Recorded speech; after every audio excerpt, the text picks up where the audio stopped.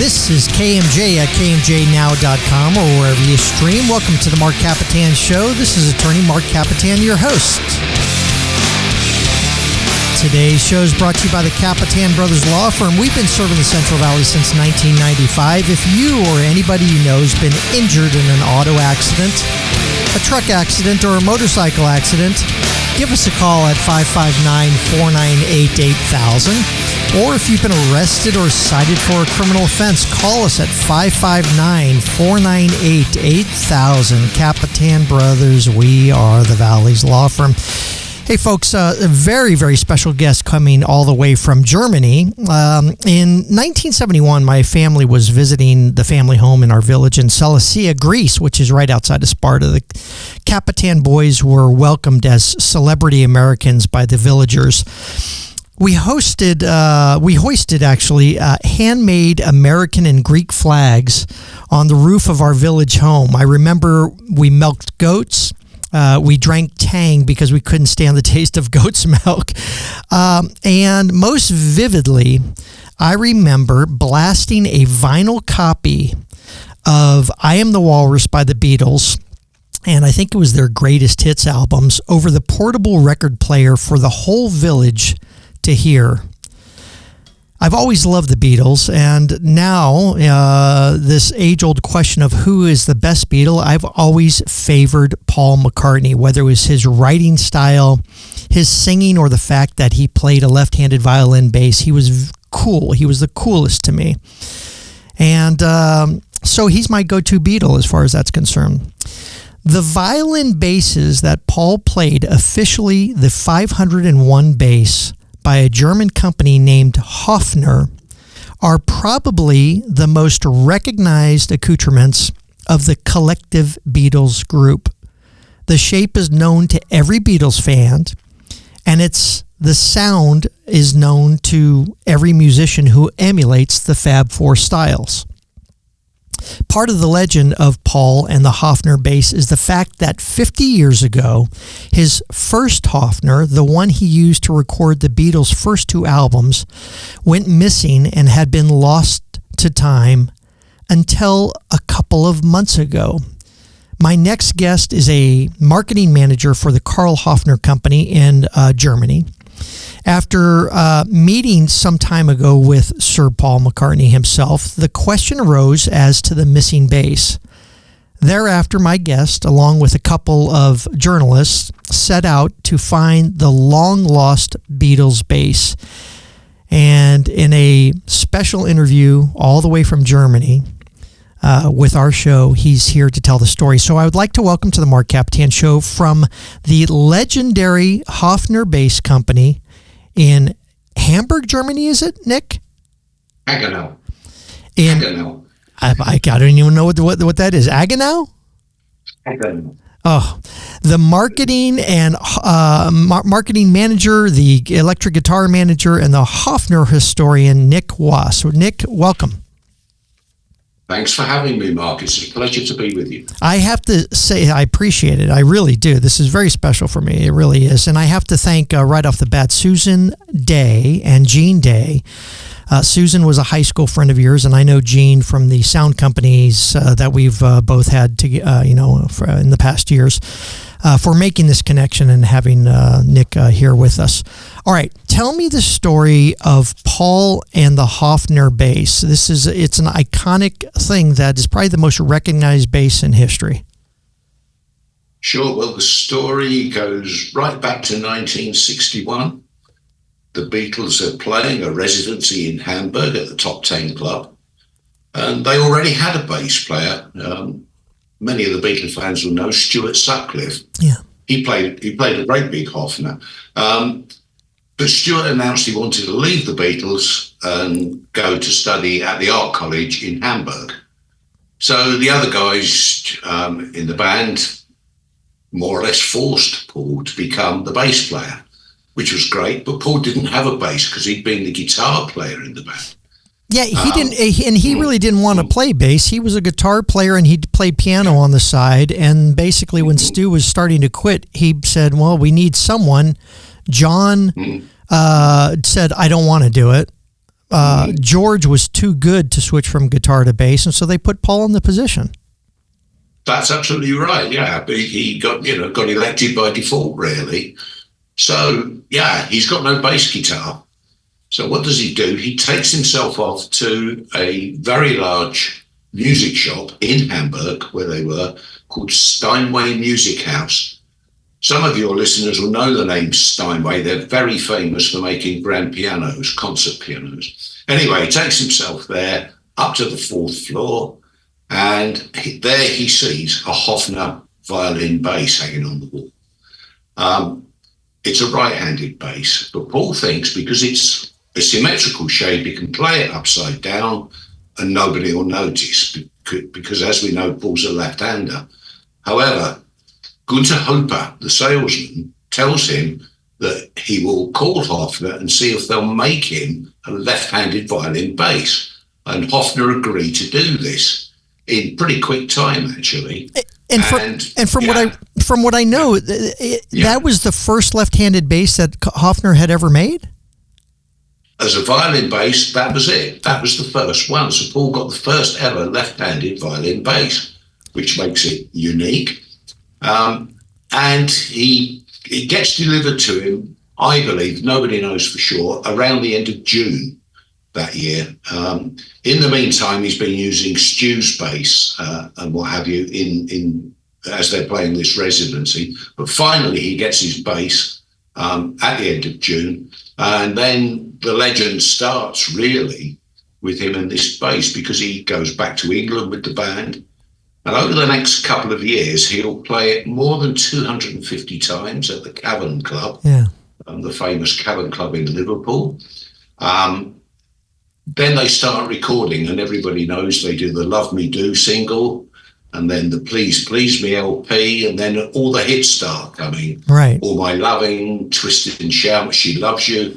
Everybody knows them. And like you were saying, basically he had taken Stu's bass, he had switched it upside down, he was putting piano strings on his guitars, he was doing anything, but just happenstance that he goes to this store, falls in love with this one bass, and then in a matter of a year or two later, or months later, it's Beatlemania. It's the biggest thing ever. And I know you're a historian for Hofner, or have written books regarding the Hofner bass, etc. What does this do to this? Was it a small company, Hofner, at the time, or was it a large company? What does it do to this company that this is now the most recognized bass ever? Well, Hofner's always been a small company and still is. The bass itself, the 501 bass, wasn't a big seller, particularly for Hofner. Particularly in Germany. In 1963, the British distributor wouldn't even put it on their catalogue, for example. At the end of 1963, they get a call from the British distributor called Selmer, and they order 100 violin basses. The same afternoon, they phone back and say, please change the order. We want 1,000. And the sales of the bass explode for Hofner. And it put the Hofner name on the map, really. It's a weird choice, though, because, playing guitar myself and playing bass myself, it is, I don't want to say harder. It's actually easier to play because it's very, very comfortable, but it is definitely not well, back in that time, it was experimentation. Anything goes back then. Sure. But it's not traditional as far as rock or pop or anything like that. The longer scale basses, and I don't want to get too technical for the audience out there, but it wasn't the traditional bass that you would think of for a bass player, right? No, it's not. I mean, if you take something like a Fender Precision bass or something like that, it's nothing like that. Yeah. And let's be honest about it. Hofner has always been big in making violins. That's how they started. It was their main business and still was. So when they designed the bass, they designed it so the guys who made the violins would easily switch to making Hofner violin basses. Oh, I get it. It's simple. And, I get so it. that's how we get it. Yeah.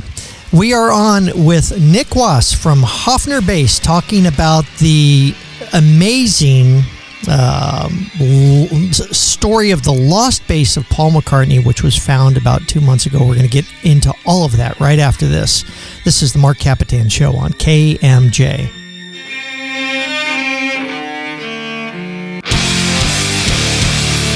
It's News Talk 580 1059 KMJ. Welcome back to the MARC KAPETAN Show. Folks, you know the drill. If you've been injured in an auto accident, truck accident, or a motorcycle accident, who do you call, Marcella? The Kapetan Brothers. The Kapetan Brothers Law Firm. She knows that. She knows that. Nick Wass knows it all the way from Germany. The Kapetan Brothers.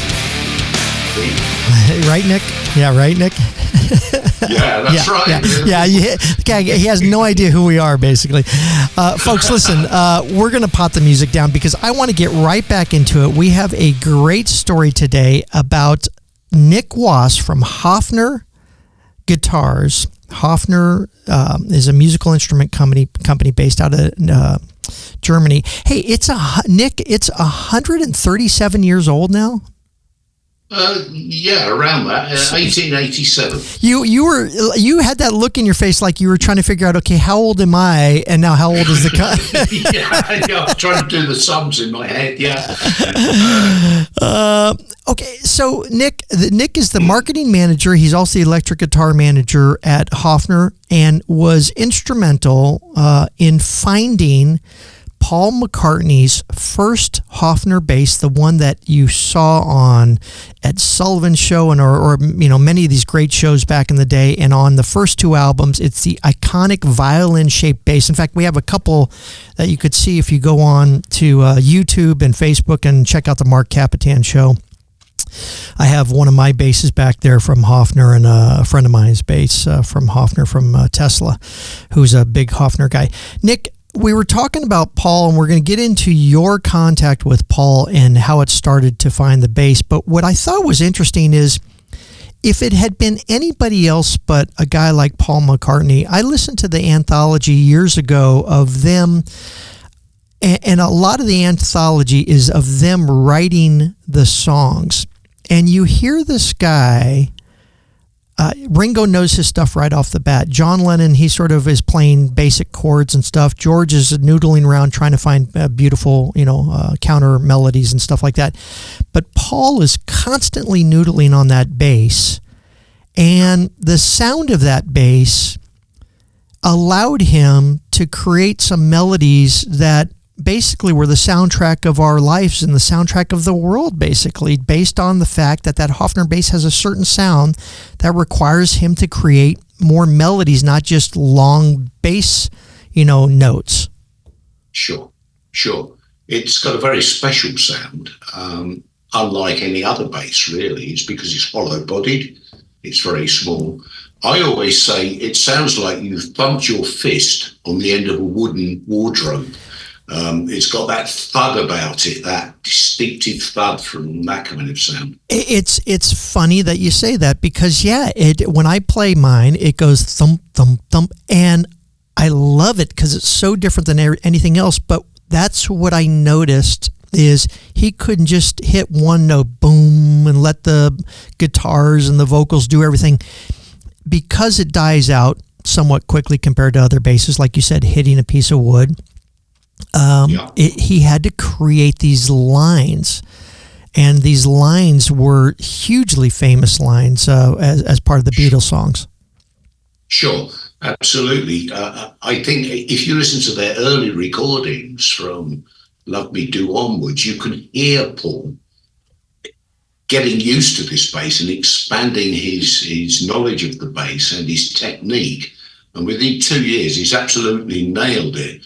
If you listen to, say, All My Loving, which they do later in 63, listen to the bass line and Paul walking all over that bass. It's fantastic. He's really nailed the sound of it. Yeah. And it's so sort of fortuitous that, or serendipitous, I don't know what the proper word is, that Hofner was the bass that he picked out at that Steinway shop, and that fortuitous for you guys too, that Paul, a genius as far as music is concerned, was the one who picked that bass out, because it never would have worked with anybody else, I don't think. I think you're probably right. I've never really thought about that, but I think you're probably right. The Beatles were unusual with what they played. Lennon with the tiny Rickenbacker, and Paul with this bass. They were unlike any other group, but all of them nailed the instrument they were playing. They absolutely became part of them. Yeah, and you can see Paul with this bass. It's just part of his body. Yeah. And it was a time of experimentation, which was again great for you.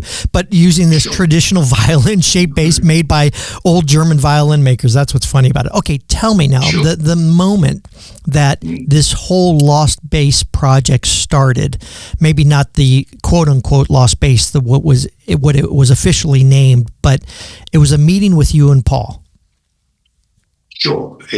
The meeting wasn't about that at all. They'd called us over to go and see them, but they wanted us to make a backup bass for Paul.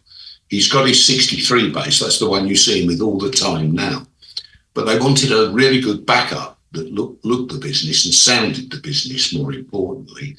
So I went over to see him. We talked about that a bit, and then we were in the studio having a coffee, and then he turned around to me and he said, "Hey, you're from Hofner.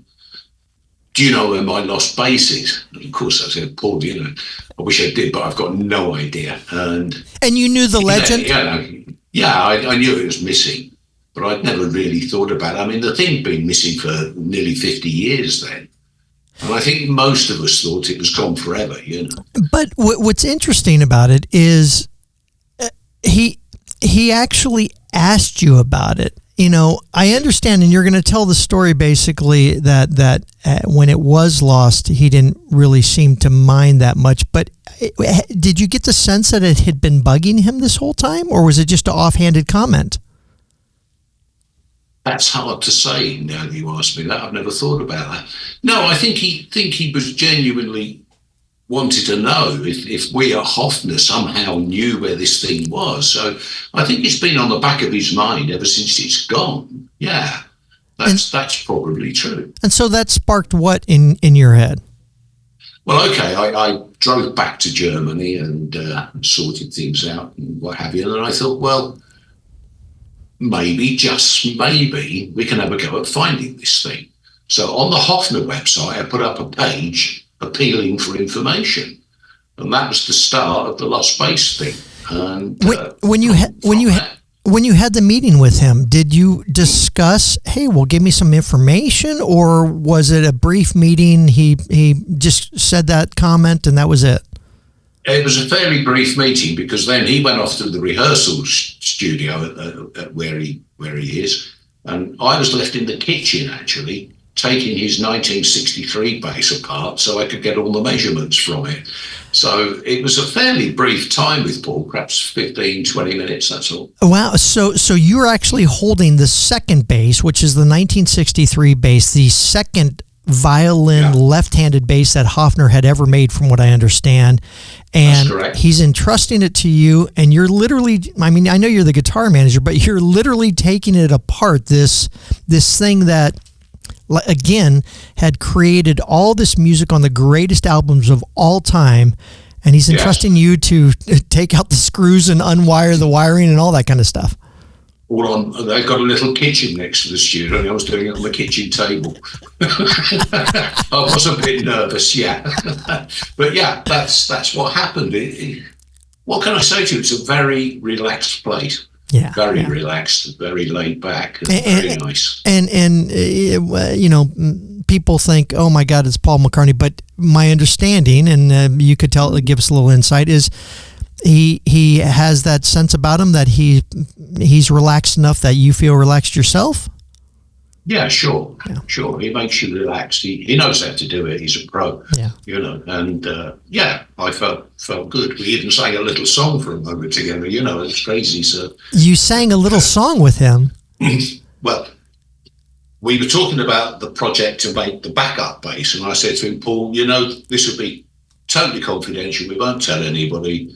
Only you know about it." So we start singing "Only You." Can make the winner know. Only you. Oh, that's fun. That's a sweet moment. Sweet moment. Yeah, sure. Okay, your first steps then. What do you do now?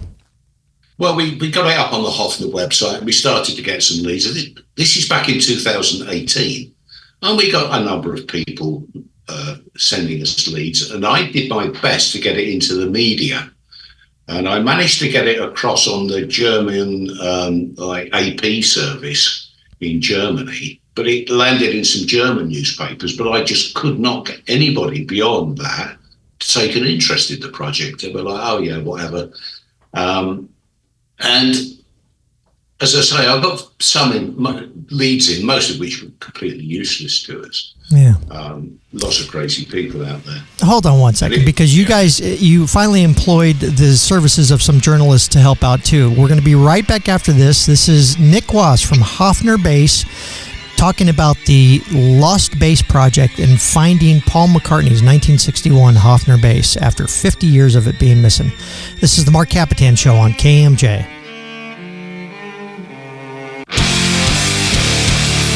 It's KMJ at KMJnow.com or wherever you stream. Welcome back to the Mark Kapetan Show.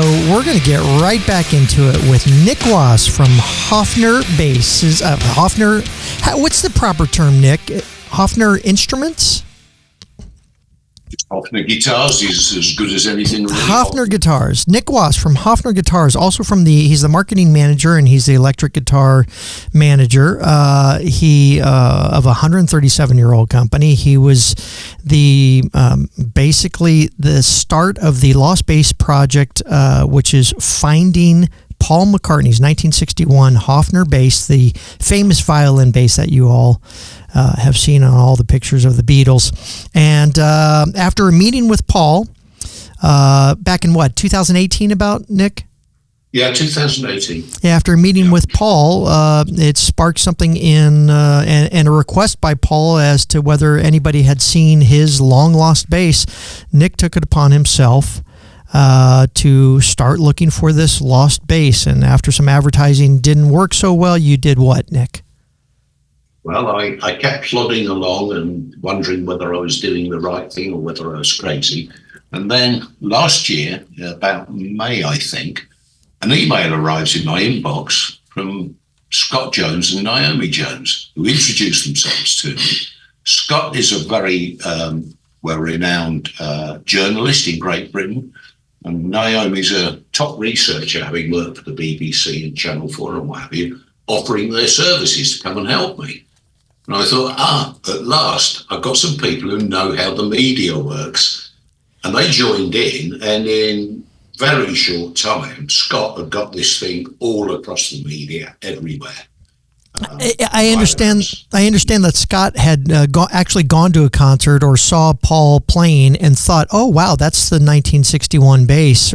And may have, and then later found out that no, it was actually stolen, and that's what also got him interested in it. That's more or less right. Yeah, Scott. I don't know if you know the Glastonbury Festival. Yeah, absolutely. Yeah, big festival. He'd watched it on television. He'd seen Paul playing a violin bass, and I'm not quite sure what he did, but he certainly Googled the Hofner bass and Paul McCartney. Yeah, and in doing so, landed on our page for the Lost Bass, and he contacted me and said he'd be interested in helping. So what are some of the first leads you start getting?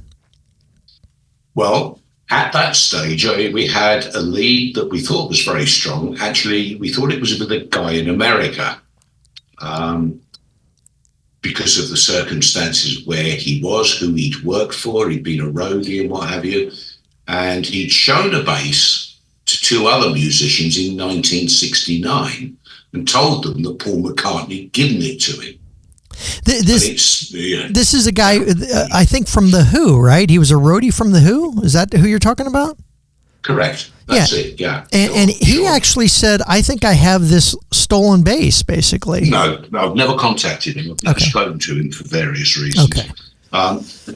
It was somebody else completely whose husband had contact with him and the other guys in her husband's group all those years ago. Right. And she contacted me saying, look, this guy had this bass who said Paul McCartney gave it to him. But it was a false lead. Yes, it was a false lead, because we subsequently found out that it couldn't be the bass because the bass wasn't stolen in 1969. It was stolen in 1972. So this guy couldn't possibly have had it. So that lead didn't work out. And tell me about the 70. I'm sorry. Tell me about the 72. Well, it explodes. Our search explodes across the media, and within a day or two, we get an email from a guy called Ian Horn. Ian was the roadie for Wings when Paul started Wings in the early 70s, and he tells us exactly what happened when it got stolen and where it got stolen.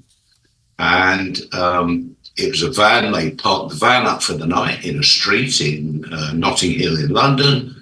The van got broken into in the night, and the bass was taken. And that was the news we needed to hear, because then we could start tying other things together. There's an interesting thing, and it sort of goes to Paul's character about it, is the van, the padlock's broken, this bass is stolen. By the way, I had a 53 Telecaster stolen from me years ago. I got it back in 5 days, but I was sick as a result of that thing being stolen. Sure. Paul, it's my understanding, did not want to hurt the guy's feelings and did not want to splash it over the news because they were so famous at the time and make him look to be a bad guy. And so he said, don't worry about it. It's fine. It's just a bass, basically. And therefore they never filed a report, right? Well, they did file a police report, but let's be honest, the police were sort of less than interested, to be honest.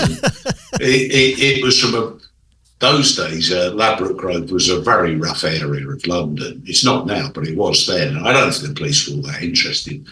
But you're absolutely right. He didn't make a big noise about it because Ian and Trevor, the other roadie, Trevor's since died, but he didn't want their names blackened in any way. And in fact, that worked out because Ian had a long career as a roadie and sound manager. Yeah. But always felt sick that he had lost this bass of Paul's, I understand. Yeah, he said to us he always felt guilty about it. Even 50 years later, he felt guilty about the fact that this thing had been pinched on his watch, as they termed it. But yeah. Okay, so the hard leads. So getting to the hard leads of where you're going to track this thing down.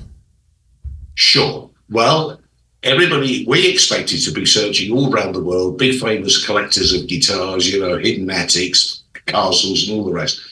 It didn't turn out like that. It was really actually very simple. I'd also had an email from another guy, a paramedic, and it was a bit cryptic, the email, and eventually I got through to him and talked to him about it. And he was probably the most helpful lead we had of all, because it was his father who stole the bass out the back of the van and took it into the house where they were, this apartment in the house where they were living. And he told us all about it and what happened to it afterwards. And from there, we were able to track this thing. So did the family all these 50 years know that this was Paul McCartney's bass? That's the $64,000 question. We don't know. It was sold to a landlord of a pub not far from where it was stolen. The pub's long gone. It was demolished years ago. But it stayed in that family all the years. I heard the pub owner paid like a few quid, as you guys would say, and a few beers to the guy for this bass. That's what we're told. Yeah. That it changed hands for not very much at all, which is incredible, isn't it? Really, but right. Which kind of suggests that he didn't know what it was. Right. And I think it's worth saying, back in the 70s, early 70s, guitars owned by stars weren't really that much collected or anything. It's different now. Yeah. And this bass that we're going to, on the next segment, talk about the finding finally of this bass. We'll tell you what the value of this, the supposed value of this Beatles bass is. We'll be right back after this. It's the MARC KAPETAN Show on KMJ. It's News Talk 580 1059 KMJ. Welcome back to the MARC KAPETAN Show. Folks, we're going to forget about all the music to get right back into this just amazing, wonderful, and just really a cute story about, I don't know if that's the proper term, but about Nick Wass, who is the marketing manager and guitar manager for Hofner, which is the bass that Paul McCartney has made famous, and you've seen on all the albums and live shots and pictures, etc. And the finding of the lost bass that was stolen in about 1972 from a van, and getting it back into the hands of Paul McCartney. So, Nick, you are now you have now traced it to a pub owner in the UK. My understanding, not too far away from where Paul's house is. No. The pub was in London then, and as I said, the bass stayed in that pub landlord. It stayed in his family from there on in up till it was handed back. We were just about to trace the family, find out who they were, and we'd looked and we found out they were kids and this sort of thing. And then I got a phone call. I was sitting on the settee, I was watching Netflix with my wife, as you do. My cell phone rings, and it's Keith, Paul's technical manager, says, "Hi, Nick, we've got some news for you." And I thought, "Oh, what now?" And then there's another voice on the phone, and I could hear somebody going, hey, guess what? We've got the bass back. And I realised it's Paul. And they're sitting in a car in Los Angeles. He was rehearsing there. And Paul was so excited about this, I could tell by the way he was. And I was stunned. And basically what had happened is the person who had the bass, this family, the woman there, realised they had a bass in the loft, got it out of the loft, the attic, brought it down, and then Googled it and realised what she was holding was the thing that was all across the media, all these pictures of this thing. And she realised she's holding it. Oh my gosh. This is where we come to Paul McCartney's house. She was living only about 8 miles away from Paul McCartney. So this bass, missing for 50 years, my understanding is the pub owner who bought it from the guy who stole it 50 years ago, gave it to, either gave it or willed it to his son. The son died. It went to the younger brother. The younger brother died, and this is now the widow of the younger brother who something sparked in her head. I remember something about a bass that's up in the attic that was being passed around the family. That's it. Oh. That's it, exactly. And she gets it out, apparently. I've not met her or spoken to her, but she gets out. I believe what she did is she took some pictures, I guess on her phone, her phone, and drove round to Paul's house to show them to the people at Paul's house. Drove to Paul's house. It's only 8 miles away, and she knew where it was. And they look at this thing and think, yeah, this looks really like it. And the following day, they sent somebody around to collect it. And she handed it back, and that's when Paul gets it back. What kind of verification can you do to make sure that that's Paul's bass, other than Paul saying, yeah, this is my bass? Well, they called me up and said, would I go to England and authenticate the bass, and write a report? So I drove over to Germany within a couple of days. I drove over to England, saw the bass, and went through it from top to bottom, looking at all the characteristics that would define this bass as being the one. It wasn't hard to do, actually. Is it true that potentially because it had a solid carved body, or I don't know if it did or not, like a violin, that it may have been some sort of prototype or something that was unique to that bass? It's to do with the back. Up until that stage, the back of all these basses have been completely flat. Mm. At some time around when Paul's was made, they started putting what's called a domed back on it, slightly curved like the top of a guitar, the top of a violin. Right. I was totally surprised to find that Paul's had a domed back. I and everybody else had believed it would be a flat back, but it wasn't. So, but then you can look at all the pictures you like of Paul McCartney, but you never see the back of the bass. Right, right. Yeah, you're right, huh? Yeah. So I mean, you're holding this thing that's been missing for 50 years. What's going through your head? I mean, how late? You said Paul was like a little kid when he called you and was giddy about it. Yeah, obviously, sure. you too, right? Yeah. I can remember opening the case. They put the case down in front of me. They were filming all this, just to make you feel easy. So I opened the case and I just said, "Hello, baby. I've been looking for you for a long time." Oh, that's beautiful. a bit sexist, but I couldn't believe I was actually holding this thing. Well, you know what? The way you said that though is, I'll tell you, I have special guitars, and we think of them like relationships. We think of them like they're our girlfriends in many respects. We love them. They look beautiful to us. And so I completely understand your comment. Hello, baby. I've been looking for you all these years. Sure. I wouldn't say overwhelmed, that sounds a bit much, but yeah, I was delighted to see this thing. I couldn't believe it was there. Listen, Nick, I mean, overwhelmed, maybe not, but to understand, like my friend Gene Day, Susan's husband, to understand that this bass had such a significant impact on music for generations and for generations to come. Sure. I mean, that's a pretty powerful thing for you to have searched out and found, and now to be holding in your hands. That's absolutely it. This really was the big thing with this bass. It was the bass that started the Beatles. Yeah. You see him playing one now. He gets that later, but this is the one that they got famous with. All those first hits. Well, and a musical revolution and a social movement and everything.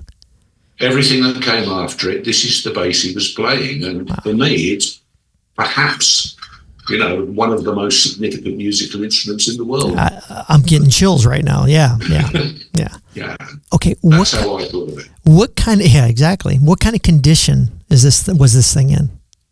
A bit rough, but thank goodness complete. There's a crack in the neck down near where it goes into the body. The pickups are dead, and I think the bridge has probably got to go. I don't think that's salvageable. And somebody had strung it right-handed, because it's a left-handed bass. Somebody strung it up right-handed with some really big, thick, heavy old strings on it. And I think those sitting on it for all those years is what had cracked the neck. Yeah. That's a common type of damage to a guitar like that, strung up. Sure. Yeah. But how blasphemy to make it a right-handed guitar. Yeah. But it's fixable. It could be fixed. Yeah, and that's the key, is that it's fixable, right? Yeah, sure. Valued. I've been asked this many times. How much is it worth? Well, I give an answer. I say it's worth millions. Yeah. But it's also worth nothing, because it will never be for sale. It can't be sold, and in a sense, its value therefore is zero. Yeah. Does that make sense? I don't know if it does. It does. I've seen estimates based on John Lennon's guitars and some other famous guitars that are sold, that it may be upwards of $12 to $13 million. They're basically stating that's the estimate value of this thing. So you don't have to comment on that, but basically that's the estimate value. All right. What's the next great thing with about 30 seconds that you're going to do in your life? I know you play in a surf band and you're a musician yourself. What's for Nick Wass in the future after finding the great, legendary lost bass of Paul McCartney? Well, we recently bought a Mazda Miata, an MX-5, my first sports car, and I'm going to put the top down and drive it all over this summer. That's my next plan. Well, you're rolling off into history, as they would say, because that was a very historical thing that you did. Nick, I appreciate you being on the show all the way from Germany, and we'll talk again, because you're a lovely guy, and I think it was just great having you on the show. Thank you so much for being on the show. Thanks, Mark, for having me there. It's been a pleasure. We'll see you next week on the MARC KAPETAN Show. What a great show that was. Thanks to my producer, Marcella Taylor, for all her hard work. We'll see you next week.